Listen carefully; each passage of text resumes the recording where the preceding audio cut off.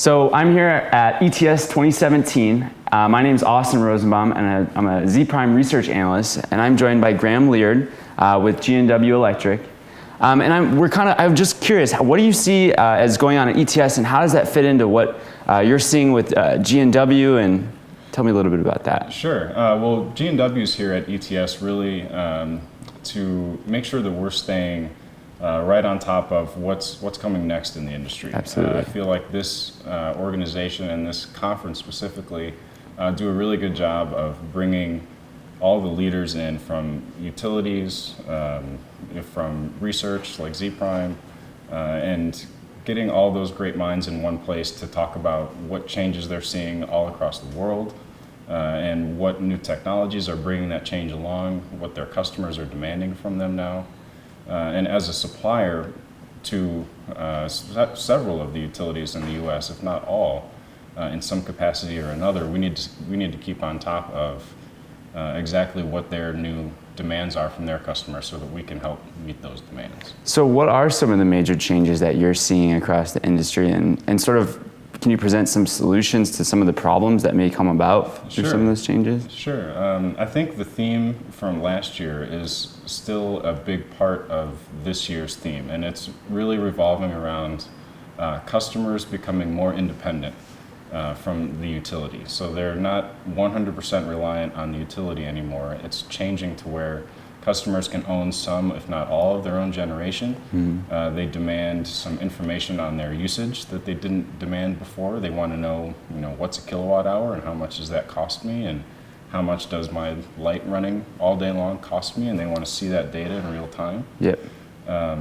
So that change in dynamic of power not just flowing straight from the utility generation to a customer and getting billed for it. Now there's power coming the other way also, and in multiple different directions on any different site. I think that is what the big change is. And technology, what's G&W doing about that?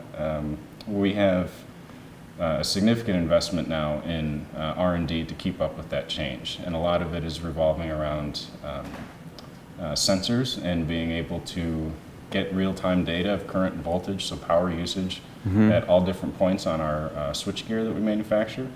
And then the ability to track that data, communicate that data in real time is a big part of what we're investing in. So this year's theme is design for energy. And what does that really mean? How do we design for energy, and what does that mean going forward? For us, what we've decided to do, one of the approaches that we've taken is, in our new designs, we're not just going out to conferences like this and listening to what people are saying. We're doing that, but on top of that, we're going directly to our customers and asking, what exactly do you need from us?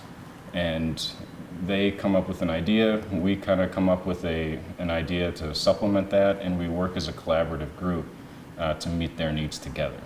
So this is a piece of it, going directly to our customers is a piece of it, and then bringing that whole picture together. That's kind of how we're designing for the future of energy. So, the customer relationship is definitely changing. What are the critical pieces that a utility can implement today or, in the next year to really make a big impact, make a big difference?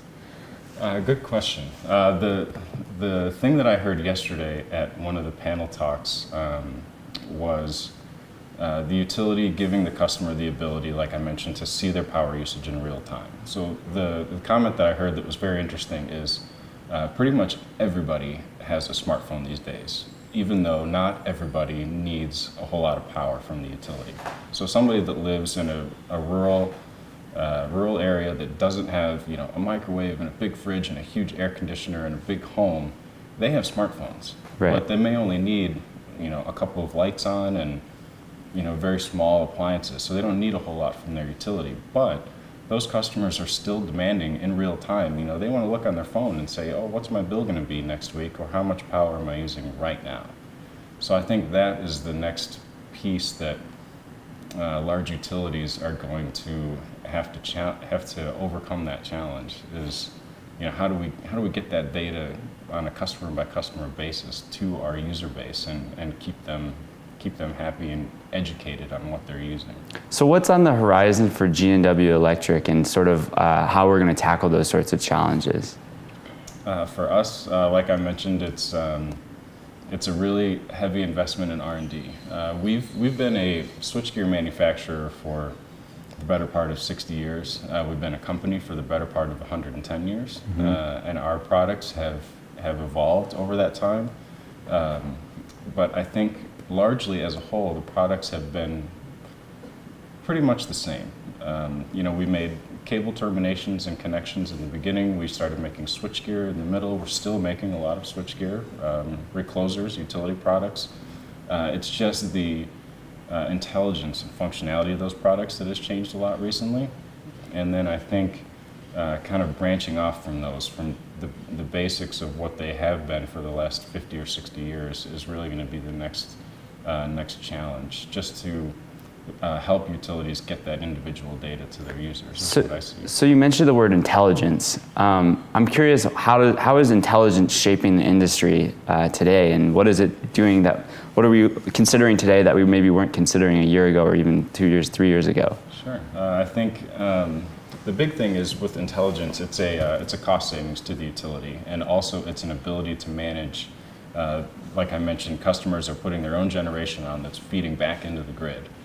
So having intelligence on our gear that fits in on that distribution network, we can give utilities the tools to not only monitor all the data that's going on and figure out in real time where they're having faults and track, maybe is there a trend, is one distribution circuit having more faults than others, maybe we have a systemic problem there, let's go work on that and improve their reliability there.